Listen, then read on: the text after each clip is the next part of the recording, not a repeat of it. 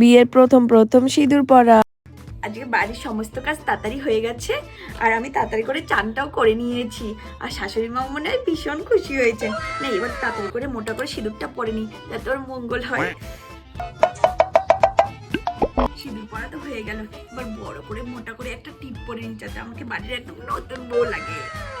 আজকে শাশুড়ি মা দেখেও ভীষণ খুশি হবেন যে আমি এত মোটা করে সিঁদুর পরেছি আর এত বড় করে টিপ পরেছি। না বাবা এবার সুন্দর করে একটু ঘোমটাটা দিয়ে দিই। যাই বাবা দেখি যে শাশুড়ি মার কিছু লাগবে নাকি। যাই। বিয়ের কয়েক বছর পর সিঁদুর পরা।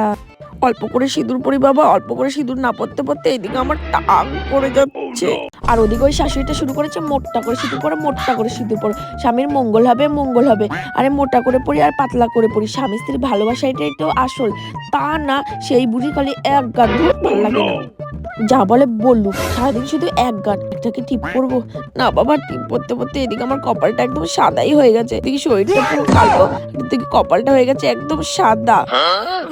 যাই বাবা আজকে শাশুড়িটা যা বলে বলি দেখে নি, সকাল থেকে কিছু হয় না, খেয়ে দিয়ে একটু রেস্ট নেই। যাই বাবা।